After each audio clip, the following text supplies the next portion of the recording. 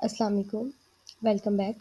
आज का जो हमारा नया टॉपिक है वो चैप्टर 2 एफएससी बायोलॉजी पार्ट 1 से है। उसका टॉपिक है कार्बोहाइड्रेट्स। आज हम उसके एमसीक्यूज देखेंगे। हमारे पास सेकंड एमसीक्यूज आता है, which of the following describe chemical formula of carbohydrate. Chemical जो फार्मूला है, ऑप्शन ए पॉलीहाइड्रोक्सी एल्डिहाइड और ketose, option B compound with peptide bond, option C non polar organic molecule, option D ionic compound. तो इसका correct जो formula है वो है polyhydroxy aldehyde और कीटोज। जैसे कि हमने जनरल फार्मूला की बात की थी तो CxH2O और Y था। तो सेम ऐसे जो केमिकल फार्मूला, उसमें हम केमिकल्स की बात कर रहे होते हैं कि उसमें कौन से कंपाउंड, कौन से मॉलिक्यूल्स, उसकी बेस पे हम बता रहे होते हैं। जो जनरल फार्मूला आता है वो जनरल नंबर्स की बेस पे होता है कि उसमें कितने मॉलिक्यूल्स और उसका नंबर कितना है। हमारे पास थर्ड एमसीक्यूज है, the most abundant carbohydrate in nature is.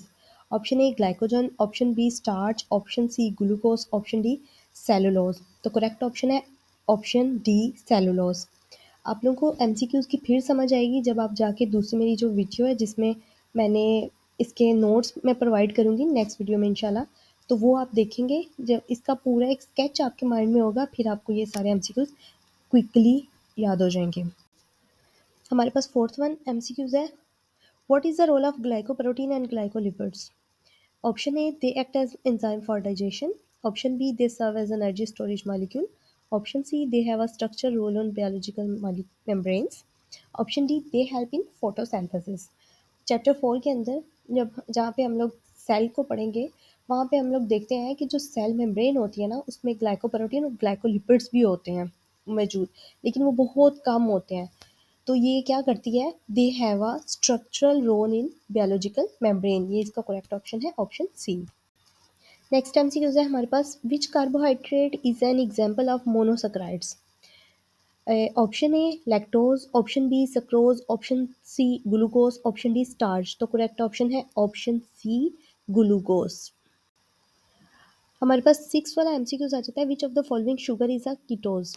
Option A ribose, option B glycolaldehyde, option C di hydroxy acetone, option D maltose. तो करेक्ट ऑप्शन है हमारे पास option C di hydroxy acetone. Next MCQs है, the covalent bond that link two monosaccharide is called. Covalent bond जो दो monosaccharides को आपस में बाइंड करता है उसको हम क्या कहते हैं। Option A peptide bond, option B glycosidic bond, option C ester bond, option D hydrogen bond. तो इसका करेक्ट ऑप्शन है ऑप्शन बी ग्लाइकोसिडिक बॉन्ड। हमारे पास नेक्स्ट एमसीक्यूज है, बहुत इंपॉर्टेंट एमसीक्यूज है, which of the following is not digested in the human digestive tract. Option A starch, option B glycogen, option C cellulose, option D sucrose. तो इसका correct option है option C cellulose. Cellulose actually ये would say आती है, woody plants में बहुत ज़्यादा होती है। तो जैसे जैसे एवोल्यूशन हुई हमारी बॉडी इसको अडॉप्ट किया चीज़ों को, तो हमने जो पहले लोग थे वो प्लांट्स ज़्यादा खाते थे, उनमें ये कैपेसिटी होती थी कि वो सेलुलोज को डाइजेस्ट कर सकते थे किसी हद तक। बट जैसे जैसे टाइम पास हुआ, एवोल्यूशन होना शुरू हुई, हम लोगों ने वुडी प्लांट्स, वुडी चीज़ों को खाना कम कर दिया, प्लांट्स की तरफ हमारा रुझान कम हो गया। तो वक्त के साथ साथ हमारे अंदर जो सेलुलोज को डाइजेस्ट करने की कैपेसिटी थी वो भी कम होना शुरू हो गई।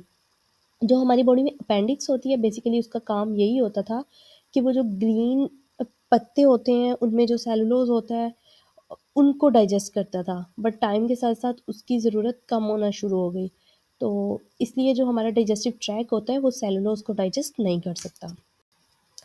नेक्स्ट एमसीक्यूज है हमारे पास, what are the two types of starch.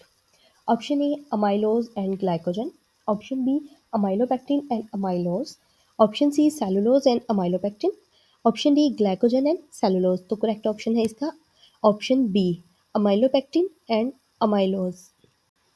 हमारे पास नेक्स्ट जो एमसीक्यूज आ जाता है, which polysaccharide give a red colour with iodine. Option A amylo, option B amylopectin, option C glycogen, option D cellulose. तो इसका करेक्ट ऑप्शन है glycogen. अब मैं एक बात यहाँ पे क्लियर कर दूँ, डिफरेंट मॉलिक्यूल्स जो होते हैं वो आयोडीन टेस्ट जब उनका किया जाता है वो आयोडीन के साथ डिफरेंट कलर्स देते हैं। तो जैसे कि पॉलीसेकेराइड है, ये रेड कलर देता है, कुछ कुछ ऐसे होते हैं जो ब्लू देते हैं, कुछ ऐसे होते हैं जो पिंक देते हैं। नेक्स्ट MCQ है the structure form of glucose in solution is option A a linear chain, option B a 6 membrane ring, option C a branched molecule, option D a 5 membrane ring. Question ये पूछने की कोशिश कर रहा है कि अगर ग्लूकोज को एक सॉल्यूशन के अंदर डालें और उसको मिक्स करें तो उसके अंदर उसका जो स्ट्रक्चर होगा किस फॉर्म में प्रेजेंट होगा। तो इसका ऑप्शन है option B a 6 membrane ring की सूरत में। MCQs है हमारे पास next. What is the main storage carbohydrate in animal.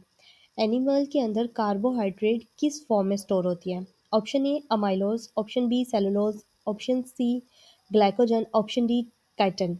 तो इसमें हमारे पास करेक्ट ऑप्शन है option C glycogen. Next MCQs है which enzyme is responsible for digesting cellulose in herbivorous.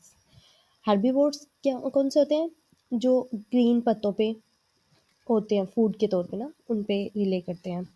Option A amylase, option B maltase, option C cellulase, option D lactase. तो obviously cellulose होगा, तो उसमें सेलुलेज इंजाइम रिस्पॉन्सिबल होगा उसकी digestion के लिए। Next हमारे पास बहुत इंपॉर्टेंट क्वेश्चन है which disaccharide yield glucose and fructose upon hydrolysis. सबसे पहले हम बात कर लेते हैं हाइड्रोलाइसिस की। हाइड्रोलाइसिस ऐसा रिएक्शन जिसके अंदर रिएक्शन के बाद हमारे पास वाटर का एक मॉलिक्यूल रिलीज होता है, तो उसको हम क्या कहते हैं हाइड्रोलाइसिस। वो कह रहा है कि जब डाइसक्राइड्स की हाइड्रोलाइसिस की जाती है तो वो ग्लूकोज और फ्रुक्टोज में टूट जाते हैं। तो ऐसा कौन सा डाइसक्राइड है फॉलोइंग में से। Option A lactose, option B sucrose, option C maltose, option D dibose. तो करेक्ट ऑप्शन है ऑप्शन बी सुक्रोज जो है, जब इसकी हाइड्रोलाइसिस होती है तो ये ग्लूकोज और फ्रुक्टोज में टूटता है। बहुत ही important question, most important question, most repeated question. In photosynthesis, what is the amount of solar energy consumed to produce 10 gram of glucose. कह रहे हैं कि जब फोटोसिंथेसिस होती है तो सोलर एनर्जी की कितनी अमाउंट यूज़ होती है 10 ग्राम ग्लूकोज को तोड़ के फोटोसिंथेसिस करके उसको खुराक बनाने में। तो ऑप्शन ए है 517.6, option B 717.6 calories, option C 817.6, option D 617.6। तो करेक्ट ऑप्शन है ऑप्शन बी 717.6 जो होते हैं। इतनी एनर्जी हमें रिक्वायर होती है एक 10 ग्राम के ग्लूकोज को तोड़ के उससे फोटोसिंथेसिस के दौरान उसको ब्रेक करके उससे खुराक तैयार करने में।